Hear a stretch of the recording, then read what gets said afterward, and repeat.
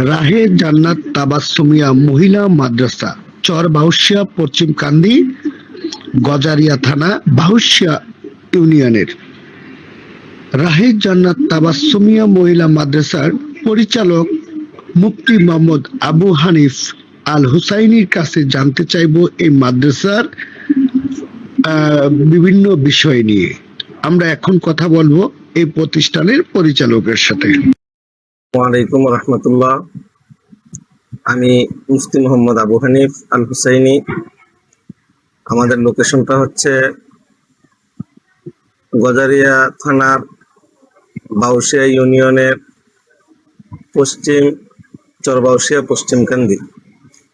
আমাদের মাদ্রাসার নাম হচ্ছে রাহে জান্নাত তাবাসসুমিয়া মহিলা মাদ্রাসা। প্রায় 80 জন ছাত্রী আছে, শিক্ষিকা আছে হলো 5 জন।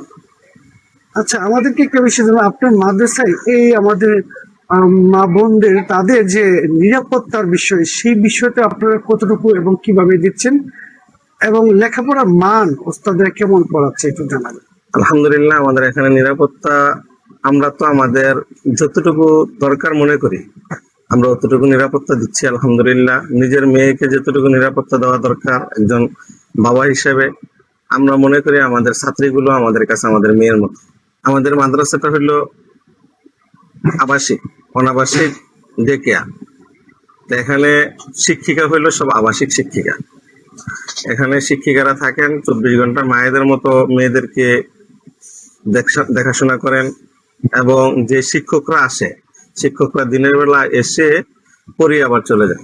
ওনারা হইলো সব অনাবাসিক।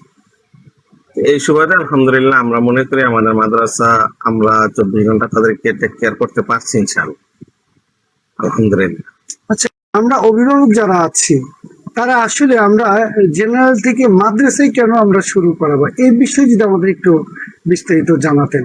আলহামদুলিল্লাহ, জেনারেল আমরা বলি না যে জেনারেল শিক্ষা দরকার নেই, জেনারেল শিক্ষারও দরকার আছে।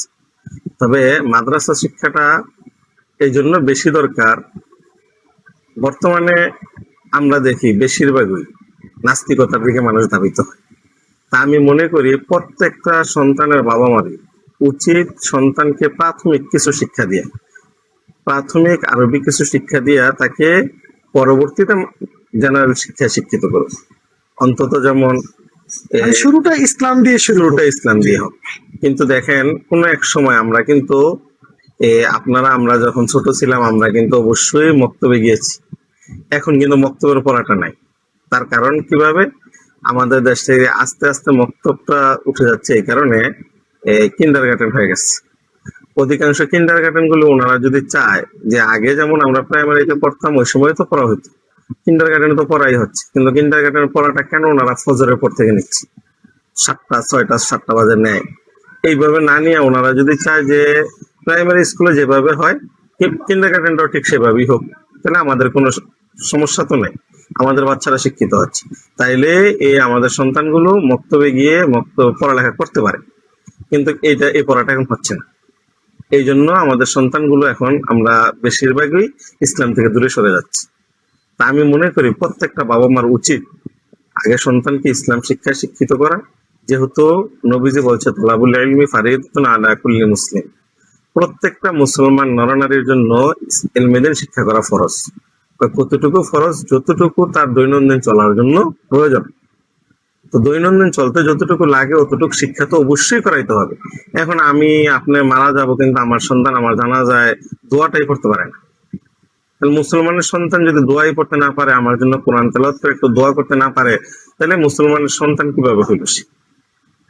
আমি চাই আমাদের প্রত্যেকটা মুসলমানের সন্তান যেন অন্তত প্রাথমিক স্টেপের যে আরবি শিক্ষার অন্তত হেফজ পড়তে বেশি সময় লাগে না।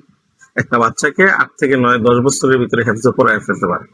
এই জন্য প্রাথমিক শিক্ষাটা অন্তত হাফেজ বানায় তারপরে সবাই যেন জেনারেল শিক্ষা শিক্ষিত করে, তাহলে আমার সন্তানগুলো অন্তত দিনদার থাকবে ইনশাআল্লাহ।